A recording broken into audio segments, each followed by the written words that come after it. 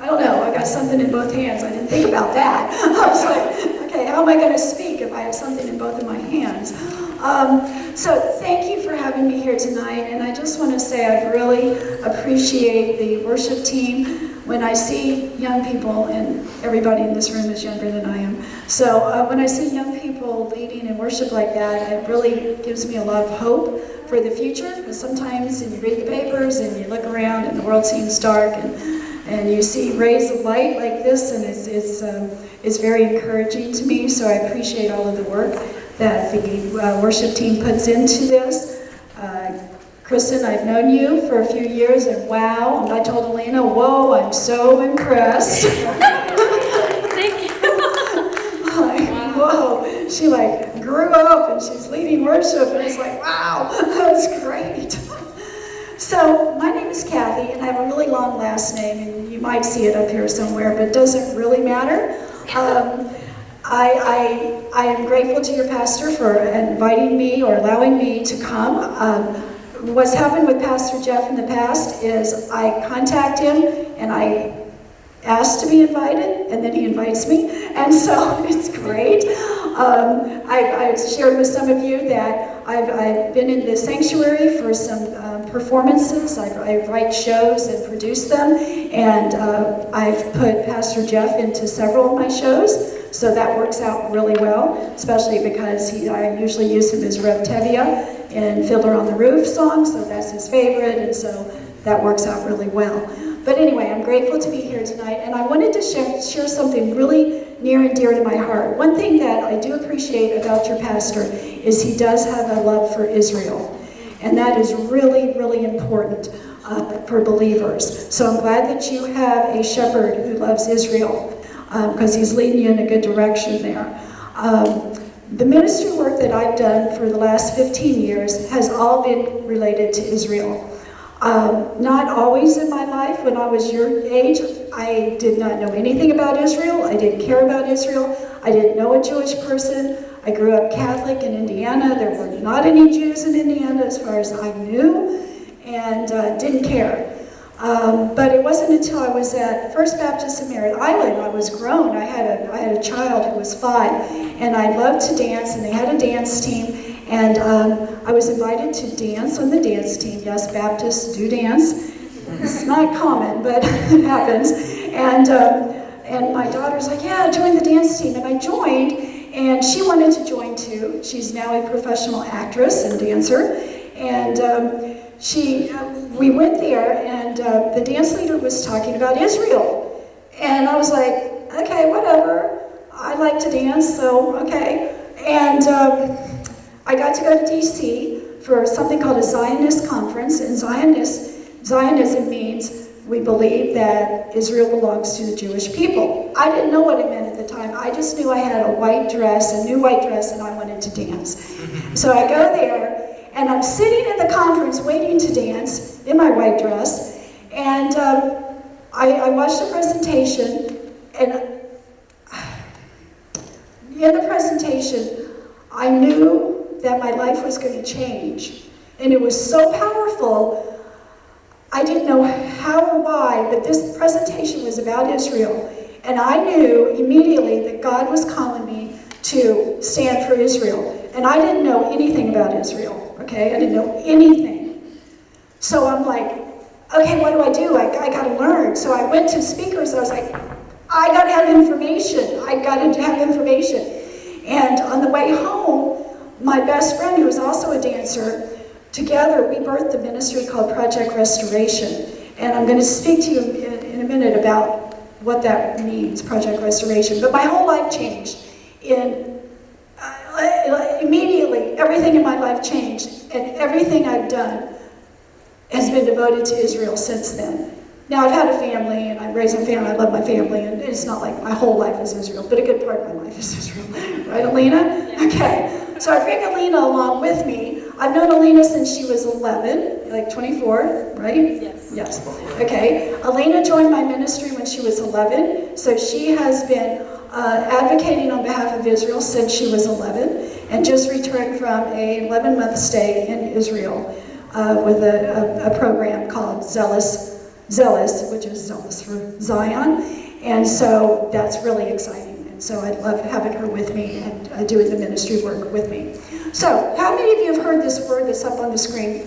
Aliyah. Raise your hand if you've heard Aliyah. I know you have, Kristen. Okay, no. Okay, great. So it's a Hebrew word. We've got a little bit of Hebrew here. But what I'm talking about tonight is there is a miracle happening in this world, in the entire world, that God is doing, and virtually nobody notices it, including the church, unfortunately. Virtually no one knows what's going on. I'm going to tell you what that is tonight. And I'm going to ask you to be part of that with me. Where do I press this? Toward what? Oh, you just press. You can just press it anywhere. I can press anywhere, of course. Is it on? Oh, on. On's good. Okay. There we go. Okay, so I'm assuming you guys have heard this verse. So for God so loved the world. And what? His only begotten Son. Not perish but eternal. Okay, we know that one. John 3:16. Okay, so most of the time we tend to think of all Bible verses are about me. Okay? It's like, okay, this one's about me. God loves me so much. Okay, well, he does love you. Okay? But here's the deal. For God so loved, the word here is a Greek word. It is cosmos. And it means world, but what it actually means is order. God so loved the order that he created in the beginning, that he gave his only son, what he's basically saying here is he gave his only son to maintain that order. Now that's a weird way to look at it, huh? That's different. And when I first saw that, I was like, okay, so everything got out of order, right? Because Jesus had to die to start putting order back. Wow. Now he still loves me and you, but the picture is so much bigger. That's what I want to show you tonight, is how big this picture is. And yes, you are part of this picture and can be an even more intimate part of this picture if you want to, a more active part of this picture. But what we're talking about is his order. So there's a thing called, in the Bible, you may or may not have heard of it, Peter in Acts 3, he talks about the restoration of all things. And literally it says that Jesus must remain in heaven until the time comes for God to restore everything as he promised long ago through his holy prophets. Okay, so when you look at that, restore everything, that means everything's out of whack. And we look around, we can see some of that. But I am here to tell you there's a lot that we don't see that is also out of whack. And Jesus is literally hanging out in heaven until things are restored. So, whose job is it to do the restoration? That's us. It's our job.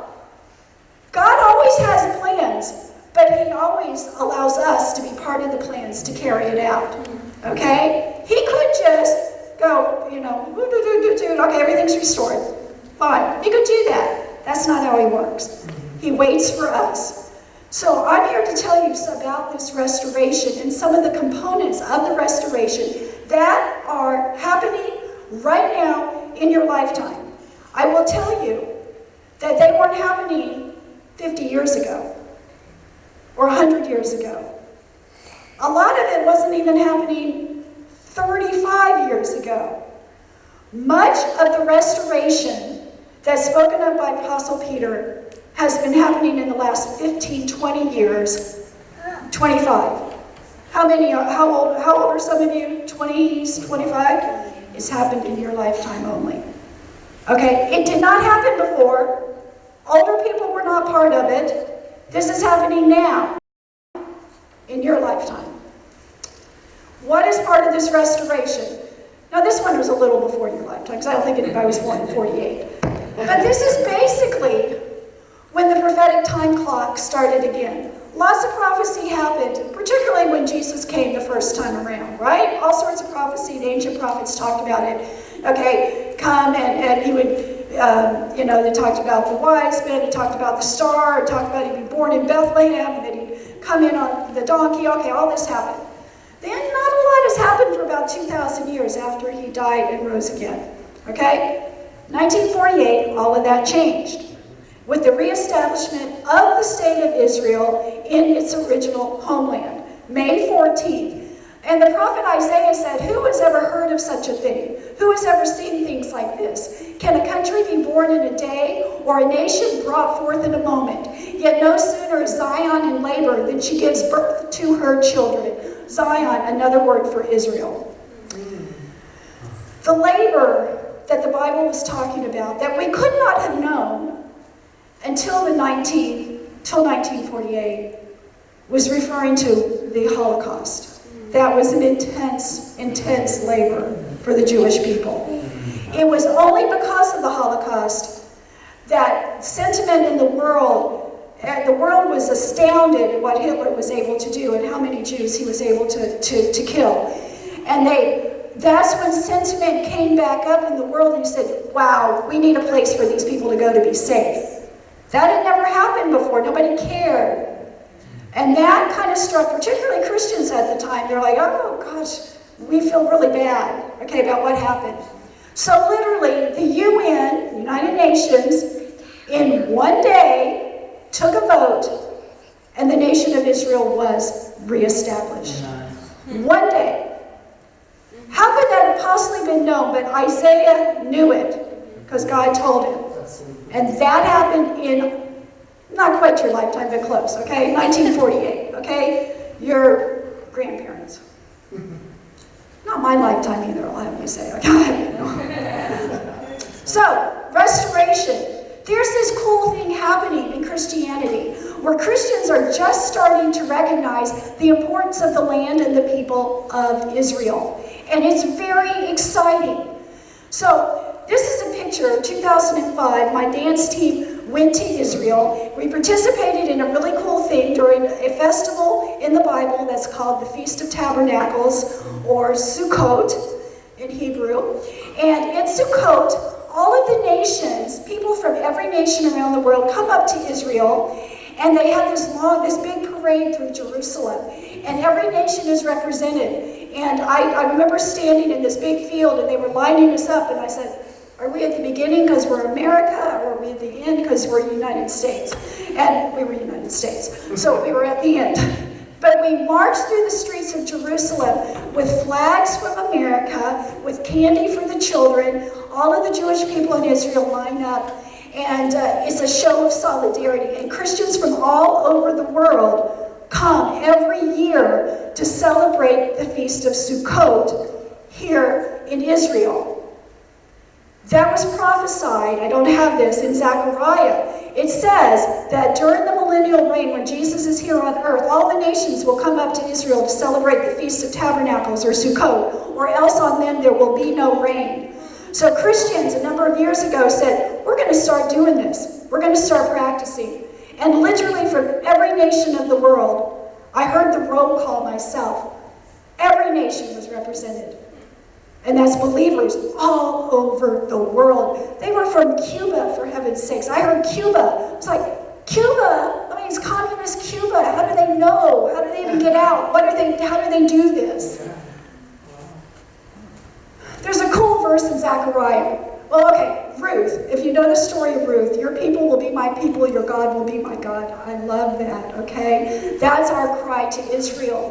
Your people, the Jewish people, will be my people, your God will be my God. But Zechariah says, thus says the Lord of hosts, in those days, now, 10 men from every language of the nations will grasp the sleeve of a Jewish man, say, let us go with you, for we have heard that God is with you.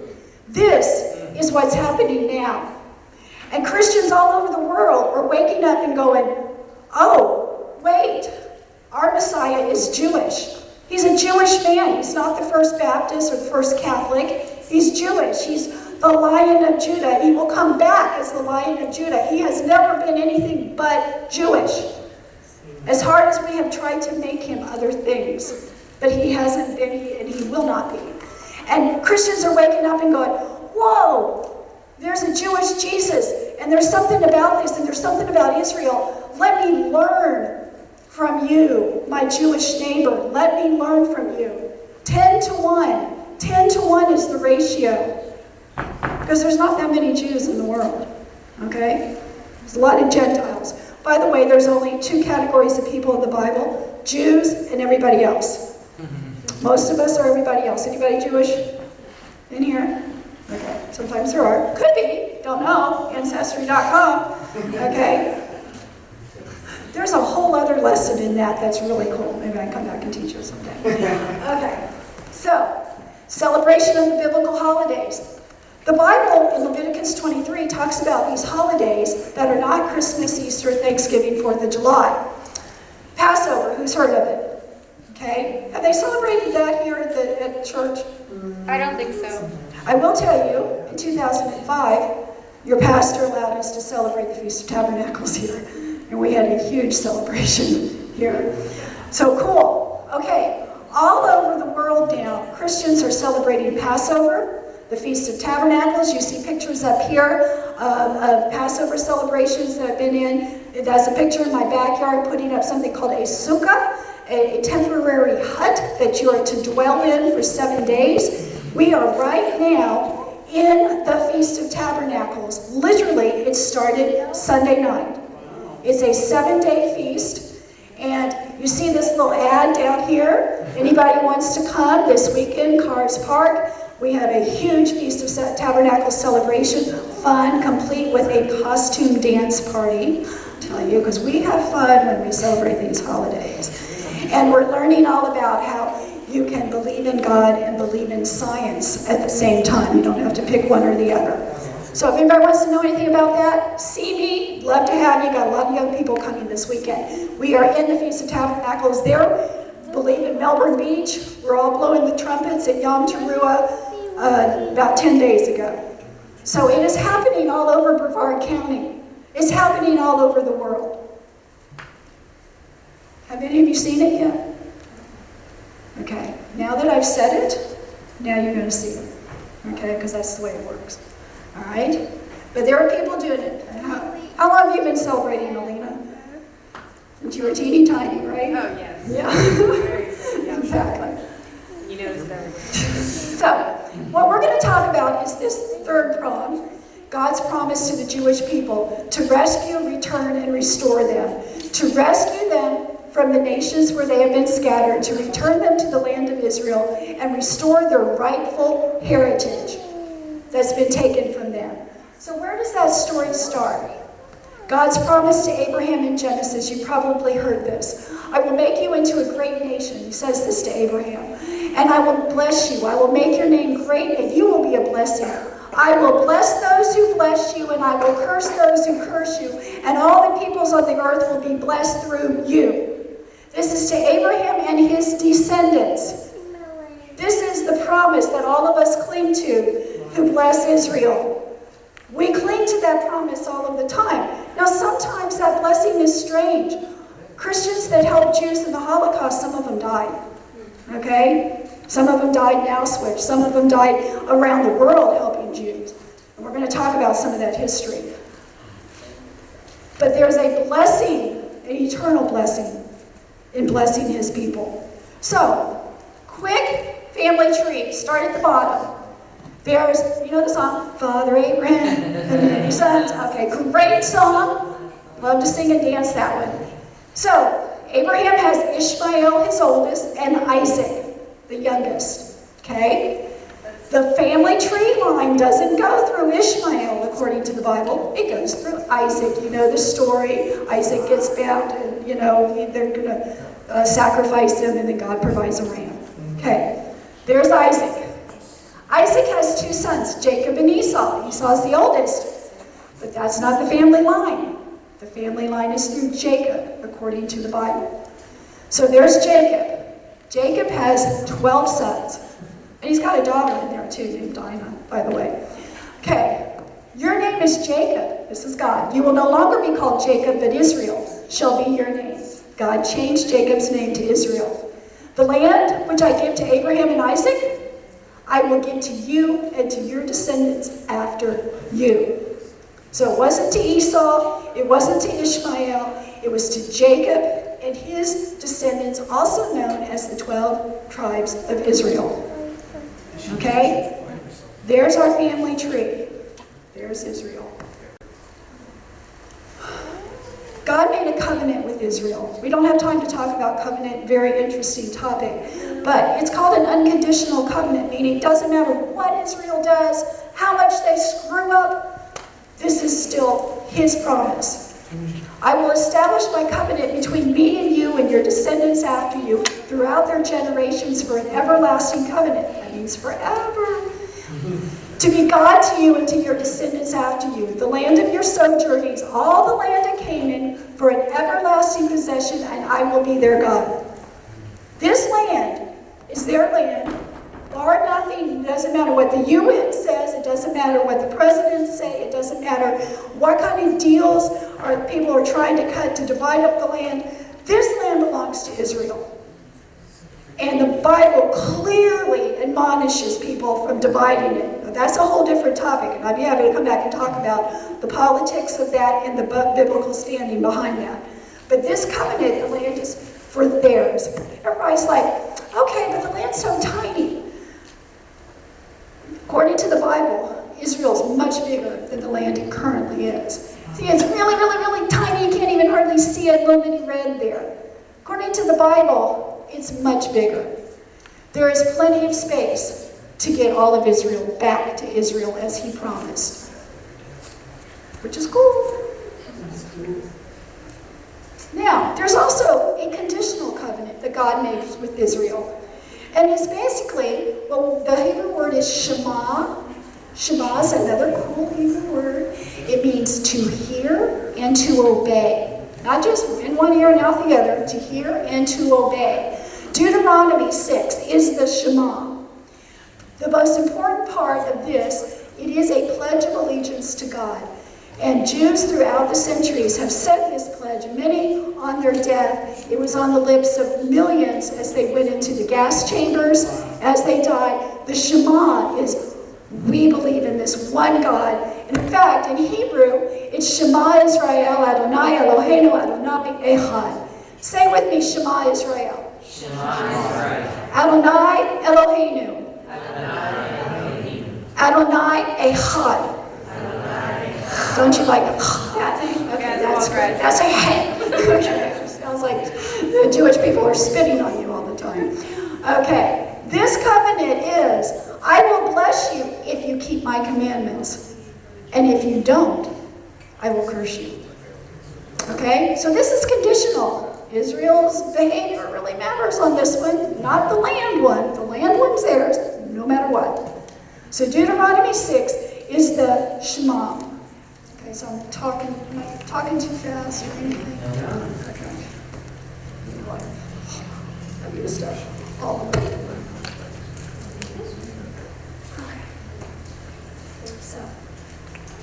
So what in the world happened? Well, the Bible predicted it. The Bible's cool like that.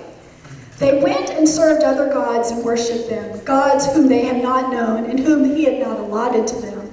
Therefore the anger of the Lord burned against that land, to bring upon it every curse which is written in this book.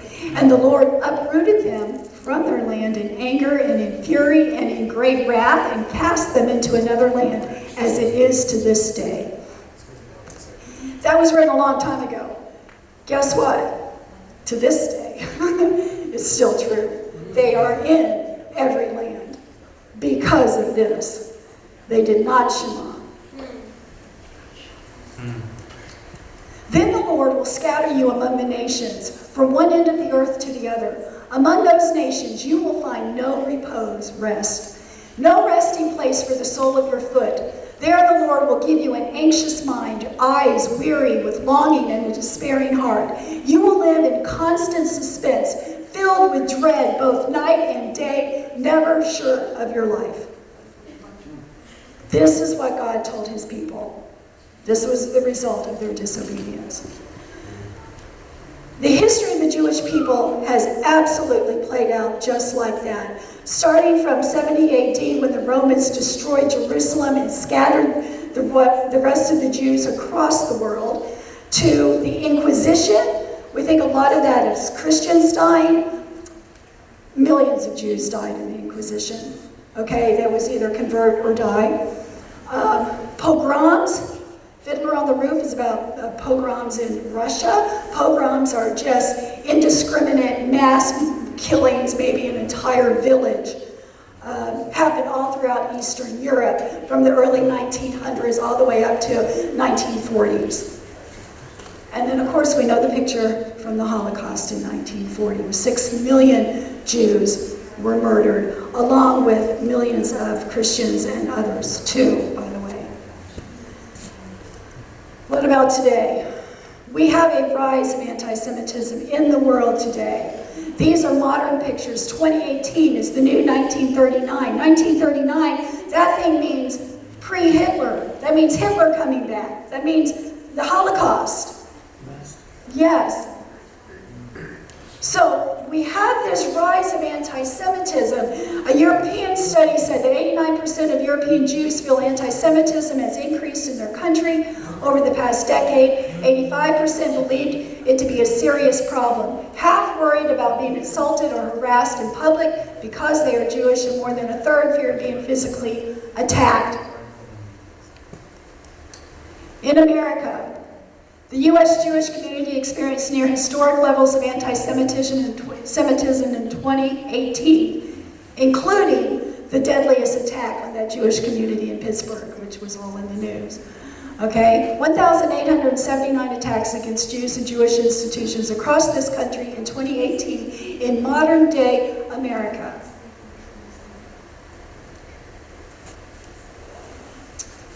So, let's see what else is going on in this story. Deuteronomy also says this, thankfully. Then the Lord your God will restore your fortunes and have compassion on you, and gather you again from all the nations where he scattered you. Even if you've been banished to the most distant land under the heavens, from there the Lord your God will gather you and bring you back. He will bring you to the land that belonged to your ancestors, and you will take possession of it. Thank goodness. After all of that, this promise is in there. Almost every single ancient biblical prophet spoke of this promise. It's all over your Bibles. This is the promise that's occurring today. This is what's happening today in your lifetime. Yes, it kind of started early 1900s very slowly, but in your lifetime, even in the last 10 years, it has increased exponentially that God's bringing his people back home. This is prophecy being fulfilled right now in your lifetime. In that day, the Lord will reach out his hand a second time to reclaim the remnant that is left of his people. He will raise a banner from the nations and gather the exiles of Israel. He will assemble the scattered people of Judah from the four corners of the world. So this is modern day. Planes land in Israel every week, carrying thousands of Jews from around the world who are coming home to Israel. And when they come, that's the story I'm going to talk to you about. I'm going to talk to you about how that's happening, who's paying for it, who's doing the work, and even what happens once they get to Israel. But this happens every single day, even from the United States, not as many. And of course, you'll know why. The term is aliyah. That means, the biblical word means to go up. Come, let us go up to the mountain of the Lord. That is to make aliyah, to go up. They are going up to Israel. They are immigrating. They are going home. These are pictures from modern day aliyah. I put the dog in there because, yes, doggies make aliyah too. So if you're coming from the former Soviet Union and you have a dog, you can bring your dog, which is great. Okay, I like dogs. They will rebuild the ruined cities and live in them. They will also plant vineyards and drink their wine and make gardens and eat their fruit. I will plant Israel in their own land, never again to be uprooted from the land I've given them, says the Lord. This is it. This coming back is for good.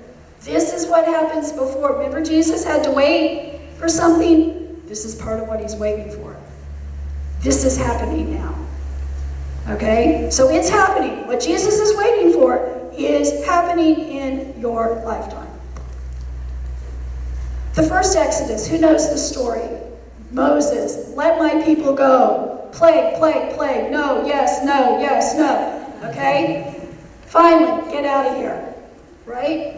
Every year at Passover, the Jewish people tell this story. It is the most dear story to their heart. You read in the Old Testament, Passover, that Exodus experience. In fact, even at the beginning of the Ten Commandments, God says, I am the God who brought you out of Egypt. Not, I am the God who created the world, or I am the God who did this or did that. He said, I'm the God who brought you out of Egypt. That's how it is the biggest deal to the Jewish people, the first Exodus. But something interesting is said in the Bible. There's a second Exodus. Yet behold, the days are coming today, declares the Lord, when men will no longer say, as surely as the Lord lives who brought the Israelites up out of the land of Egypt. Instead, they will say, as surely as the Lord lives who brought the Israelites up out of the land of the north and all the other lands to which he had banished them. For I will return them to their land that I gave to their forefathers. This is referred in your Bibles as the second Exodus. This is happening now. So your grandparents really didn't see this. Your parents may not have really seen this. This is for you. That's why I want to talk to young people. Immigration statistics. Every year, Israel is bringing in more and more immigrants. It's a lot of work. When Alina was there last year, she worked with a Christian organization, Bridges for Peace, that helps them once they get there. Helps them find jobs, helps them get things that they need for their homes. They don't know the language because they're coming from Ethiopia and Ukraine. They don't know Hebrew. Everybody has to learn Hebrew. It's hard. The transition's hard. So Christians are helping them when they get there. And that was the Bridges for Peace organization that she currently still works with, which happens to be headquartered a mile up the road from here. The national headquarters for Bridges for Peace is a mile from this church. Okay. We're going to talk, many of these people are coming from, FSU does not mean Florida State University. I was just in Ukraine last week and they're all saying FSU, FSU, and I'm like, that's the football team, what does it do with anything? It's the former Soviet Union, okay? Most of them are from FSU, former Soviet Union, and Ukraine.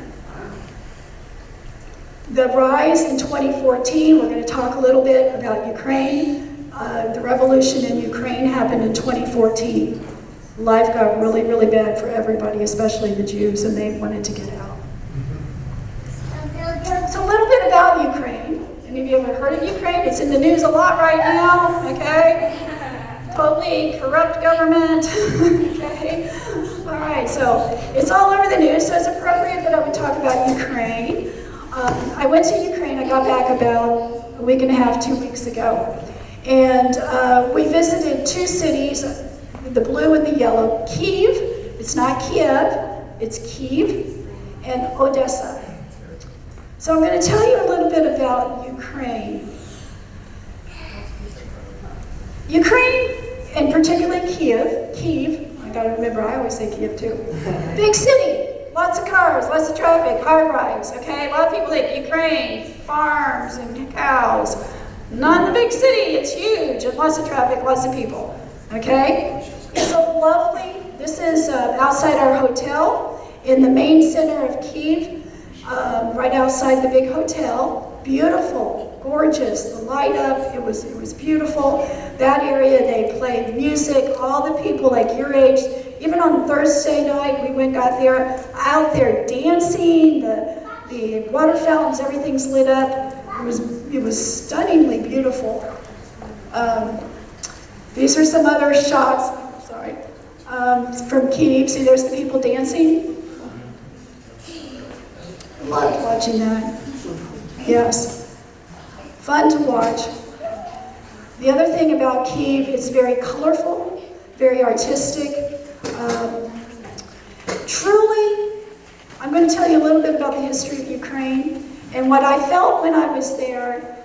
Ukrainians have been so oppressed for so many years. There's been so much bloodshed, war, that at this time when they're free, it's like it's just like all their energy and all their creativity comes out, and just like, oh my gosh, it was crazy wild in color and creativity.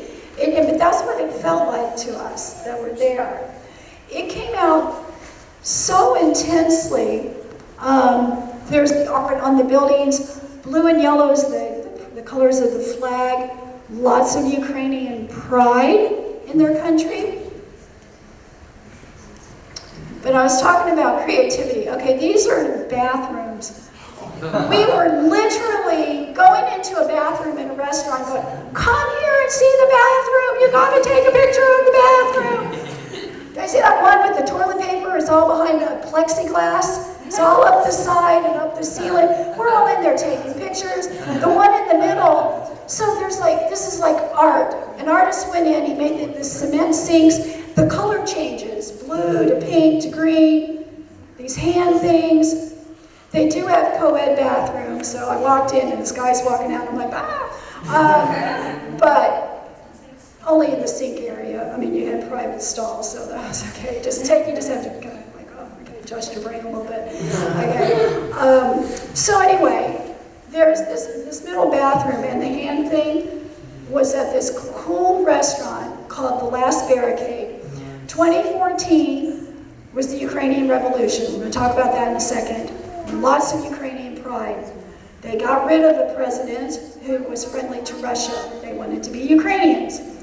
Well, they had this revolution. This restaurant's based on that revolution, and you had to go to a mall and find a particular elevator and press a secret button and go up to the right floor. Then you had to put your phone, see that big QR code that was on the wall? Hold your phone up there, and it gave you a password in Ukrainian. So you had to figure out what that was and tell the bartender who's at the bar. So the password meant, fight and you will win. It sounded a lot like burrito. So my girlfriend who went with me, I went with two of my best friends, and she's like, that sounds like burrito. So finally she goes, a burrito or I will fight. It was like a mismatch of everything. And so the guy's looking at her like, I know we really screwed that up. So anyway, they let us in, they open up a bar, they push a wall back, and you get into this really cool restaurant, saxophone and all this, really cool. So, and even in the bathrooms, the doors were walls. You had to push. This group of young men right here, we sat down right next to them, and I'm like, okay, I'm sliding in. Where are you guys from? We're from England. Really, what brings you here? Well, today we went to Chernobyl.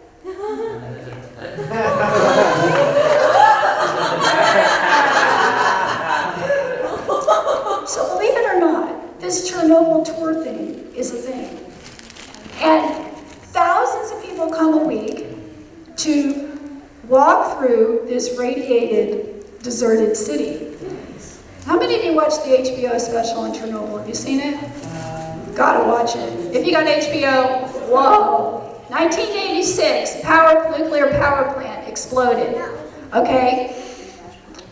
Killing, it was the Soviet Union at the time, so they kept it hidden in all the numbers. Okay, so there's thousands of people radiated. They kept saying, nothing happened, nothing happened. The movie did a really good job. Terrifying, absolutely terrifying. So now, 30 years later, it's still deserted. You're not allowed to live there. But people pay to take tours there. You can even pay, get this, to go in the sewers under Chernobyl. Now, why in the world would anyone pay to go in the sewers under Chernobyl? Great marketing. And so, mostly, I hate to say this, guys, it was young men who were doing this, just like they were 20-somethings. Those young men think they're invincible. So they're like, yeah, we gotta go. So the one guy, he spilled his glass of wine, the one who was sitting next to me, all over me. And I'm like, it started. Okay. So anyway, Chernobyl is a thing. It's 40 miles north of Kyiv. Okay, so it is in Ukraine. So, we also went to Odessa. Beautiful, on the Black Sea, gorgeous. Outdoor seating, even when it's cold, they like to sit outside, they put blankets out for you, very nice. It was a high of like 52 when we were there a couple weeks ago. I think it's really, really, really illegal in the winter. Beautiful, beautiful, beautiful. The jewel of the Black Sea, created by Catherine the Great of Russia, is Odessa. Now, I just showed you everything that was, not everything, the things that were beautiful about Ukraine, and beautiful. Brief history lesson. 1932, Holodomor means death by starvation. Stalin, communism, politically motivated starvation of, they still don't know the numbers, 30,000, 50,000, 100,000 Ukrainians. I read a book right there in the corner, Red Famine, before I went. Horrifying. It was about Stalin's starvation. And literally, when the people had nothing, they were digging into their pillows to eat things, and if they got caught, they were shot. They couldn't leave their villages, and no food could come in. If they left their villages, they were shot. If anybody tried to come in, they were shot. They were encouraging people to tell on their neighbors if they had any food. And people turned on their neighbors, because people do that very quickly. If you're hungry, civilization is very thin veil over our human base instincts. And just like in a hurricane, and people start looting things like in a day, civilization is ripped away in no time. And the world denied it. In fact, New York Times, which I despise, and I tell you that another time, very anti-Semitic newspaper, by the way. Back then, Walter Duranty, their main New York Times correspondent, said, any report of a famine in Russia today is an exaggeration or malignant propaganda. There is no actual starvation or deaths from starvation, but there is widespread mortality from diseases due to malnutrition. What does that mean? That means death by starvation. By malnutrition, about starvation. My God. Oh my gosh. So, here's your communism, socialism at work. I'll come back and talk to you about that too. Okay. So some more about the Holocaust. So you fast forward 10 years. Okay. Tens of thousands of Ukrainians died. 10 years later, the Soviets are in control, the Nazis come in. Well, first the people are thinking, okay, the Soviets are pretty bad, maybe the Nazis are better. The Nazis were not better, okay? So we went to a place called Babi Yar. And in Babi Yar, we had this nice white-haired gentleman who was a Holocaust survivor, tour us around. Babi Yar is a place about 3 miles outside Kyiv, and it's a natural, very deep ravine. And one day, what happened, the Nazis came in, many of the Jews fled, thinking the Nazis might not be good, but there were all these stories about, here's what the guy told us. He goes, they thought, we are a civilized nation. This could never happen here. The things you say will never happen. They happened, literally within a week. The Jews were reported, they were told to report to a certain place. 30,000+ of them did. And in 2 days, they were all dead in the ravine. So here is a notice that was given. This is how they were told to report. Yids is a derogatory term for Jews. All the youths in the city of Kiev and its vicinity must appear on Monday, September 29, 1941 at 8 a.m. at the corner of, I can't pronounce those. Bring documents, money, and valuables, and also warm clothing, bed linen. Any kids who do not follow this order and are found elsewhere will be shot. Any civilians who enter the dwellings left by Yids and appropriate the things in them will be shot. This is was a very typical Nazi tactic. To pose these happened in Germany too, and in Poland, when they were moving people to the ghettos. It was a confusing message because they're like, bring your valuables. Okay, that sounds like they're moving us. And telling people not to mess with their things while they're gone. Okay, I think they're going to protect our stuff. But that was a lie. So this was a eyewitness account. I went out to the balcony. I saw a crowd of Jews guarded by 4 policemen going along the street. They were of different ages, but mostly elderly. They were walking slowly and with such pitiful faces, it was difficult to look at them. All of them looked ill. 3 women were carried behind them in wheelbarrows. Their legs were hanging out and striking the pavement. Oh, how terrible it is to live here, how difficult it is to watch this scene. I wanted to run away. I got dressed and went out to the street just at the time when they were, even with our house, they were ill or crippled and policemen were guarding them. Most of the men by that time had been conscripted into the Soviet army. That's why it was the elderly, women, and children who were mostly left in Kiev at the time. So that's why this description. And Babi Yar is the first time in that history, in Nazi history, where children were killed indiscriminately.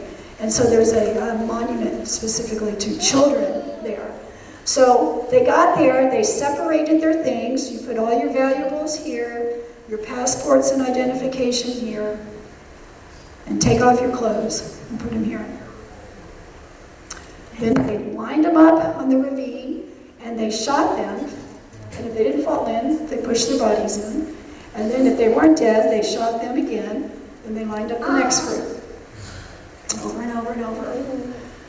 Only 2 known survivors of that survived and got out, climbed out under the bodies to tell the story. Those who weren't killed the first night were placed in warehouses naked, body to body, slammed up next to each other, all night knowing they were going to be murdered the next day.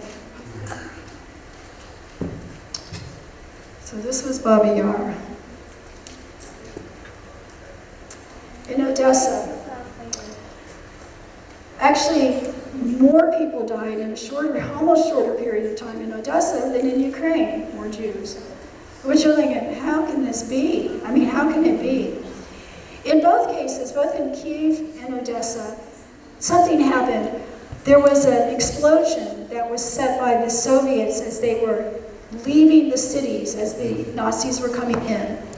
The explosions killed some Nazi officers.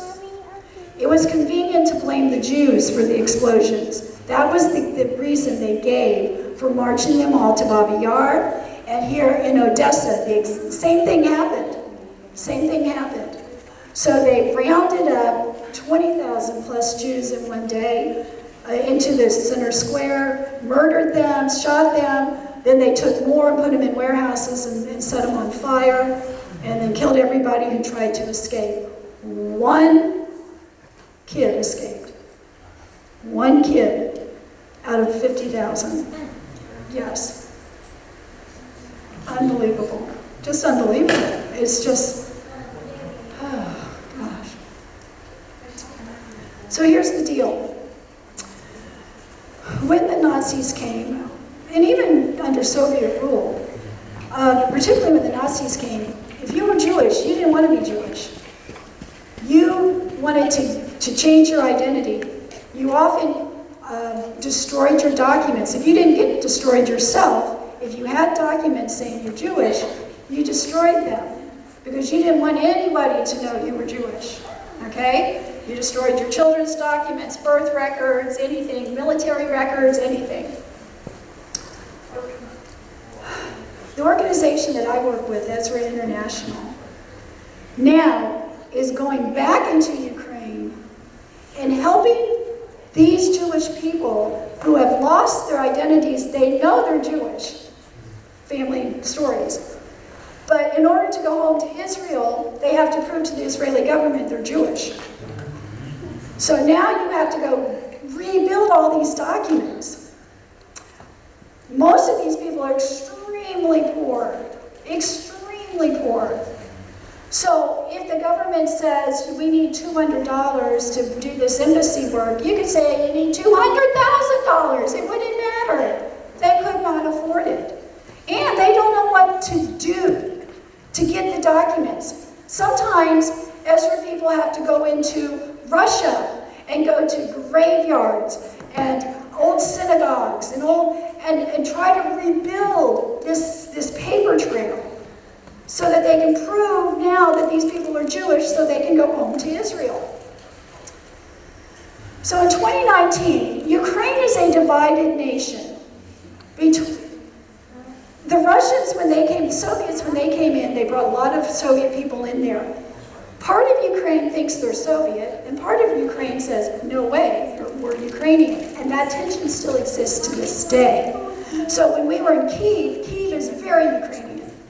Odessa, we went down and we tried to speak some Ukrainian for please or thank you, and they said at the hotel, no, we do not speak Ukrainian here. We speak Russian. So, in 2014, I mentioned the revolution at Maidan Square. This Maidan Square, you see this picture of me right here? That's my hotel in the back. Okay, it's down the corner. Okay, you see this pole going up the middle? 2014, that was the site of the revolution. Okay? And they overthrew a Ukrainian president who was friendly with the Russians and installed a whole new government. But there was 2 months, it was around January, February, coldest part of the whole year, that the revolution occurred. Literally, it would have been right outside the hotel that we stayed at. Okay? So that's a picture of the revolution happening in 2014, and this is me standing in that same spot a couple weeks ago. So they did the revolution, and they did oust that president, and they still have all sorts of issues. They still have all sorts of issues, but there's a fierce sense of independence among the Ukrainians. After the revolution, Russia did come in and took over part of Ukraine called Crimea. You may have heard about it in the news. They just walked in and took it. And the world didn't stop them. And Crimea is now controlled by the Russians. Then they set up a war front up along this edge up here where it's red, Donetsk, Lugansk. And what happened was those areas got so bad, people were running out of them to save their lives. Ezra International, the group that I work for, was trying to they were helping to get everybody out as much as they could, but then the Jewish people, they were bringing them to literally a fishing camp. And trying then, from there, they often went back into the war zones to try to find their paperwork to bring it back out. So we have drivers that were being shot at as we were going back into the war zone area. Now that's slowed down some now. And still that whole area up there is still controlled by Russia. And the tensions are still a very, very real thing. It's just not an out-and-out war zone right now. So, the Bible says, but for now, I will send for many fishermen, says the Lord, and they will catch them. This is a reference, we look in Jeremiah, to an end times reference to how God is going to bring his people back to Israel. So the trip I went on is called a fishing trip. And we're going to fish out the Jewish people. We went to various Jewish families and visited them. It was a group of only about 7 of us, Christians, all Christians. And the leader would say to the Jewish family, we are Christians, and God has birthed in us a love for Israel and the Jewish people, and we are here to encourage you to go home. Because that's what God wants you to do. This woman has the child with cerebral palsy. Ukraine has an absolutely horrific medical system.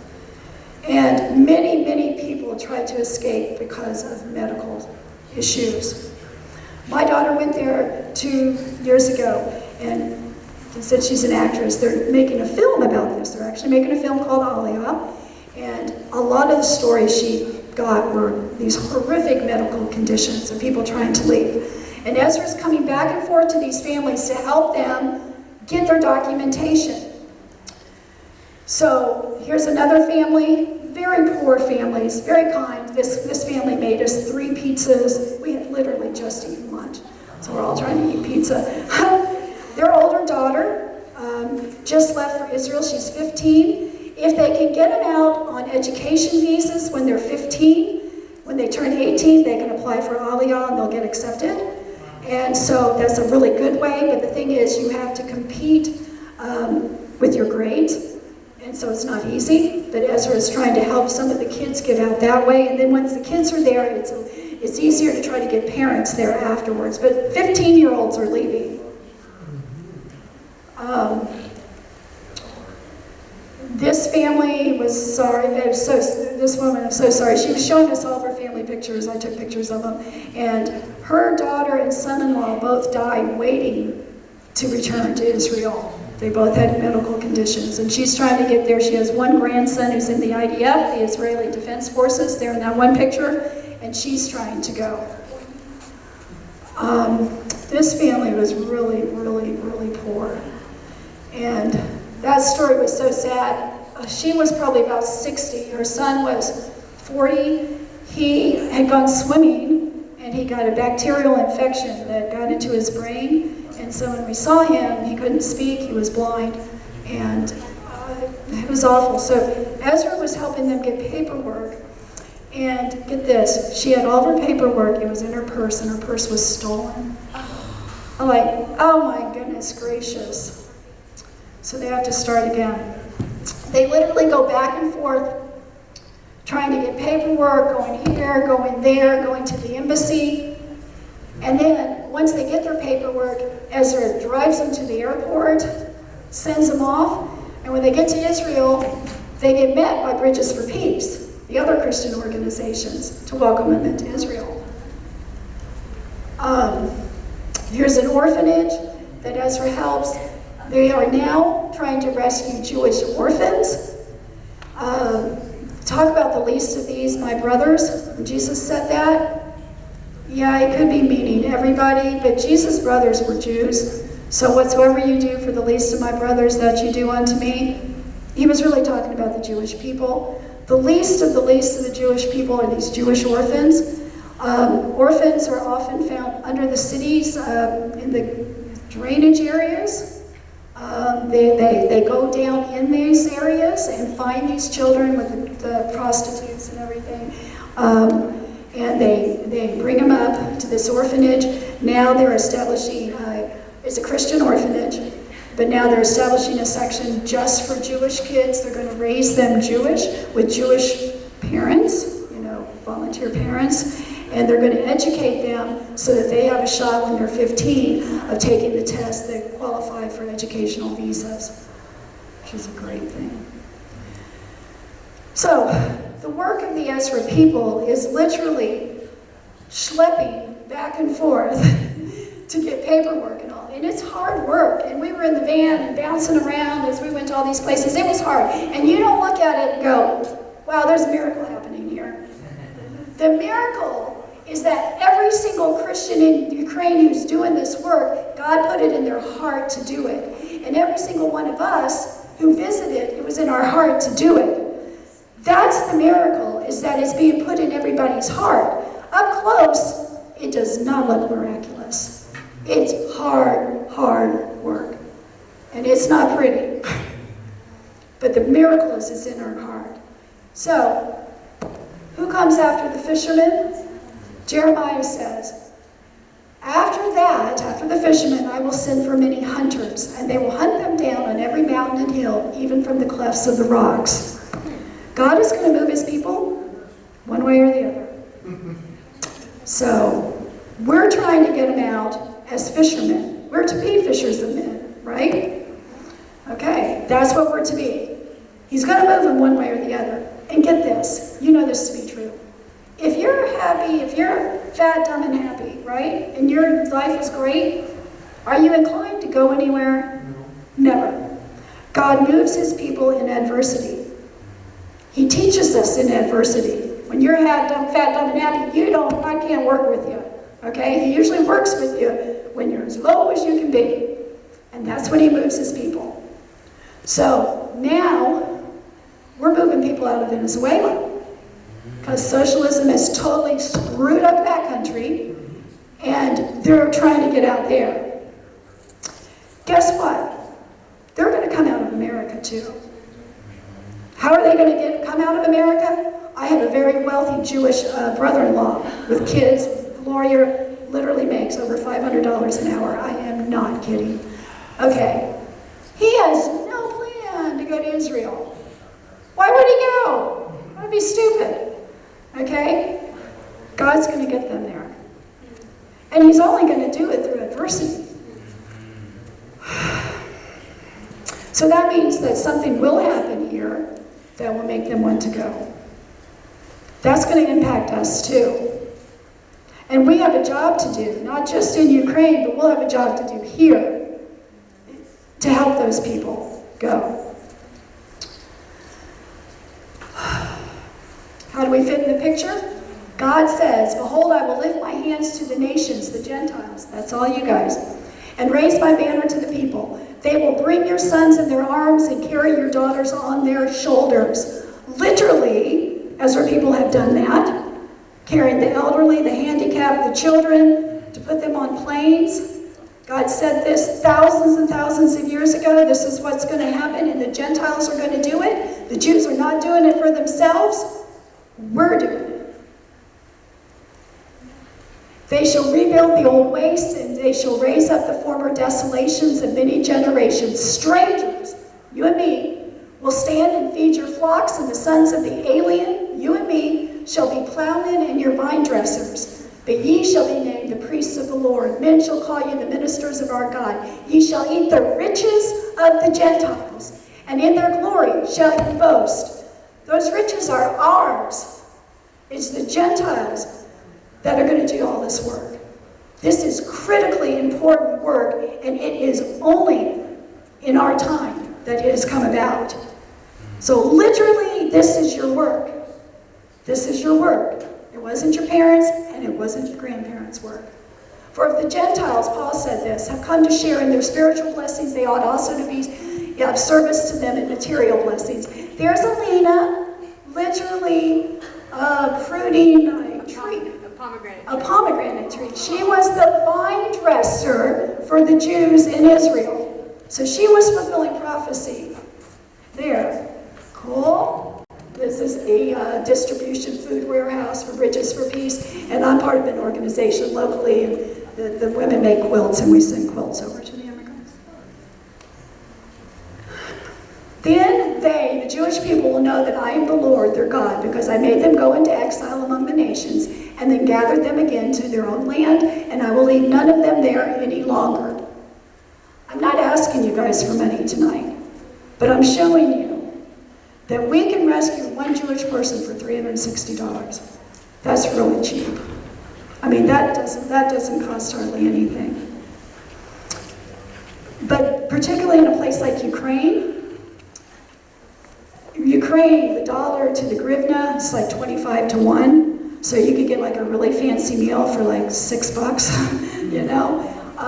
So that's one reason it's so inexpensive to rescue people from countries like that, is because they're so depressed economically. So that's what it costs Ezra International to rescue one person.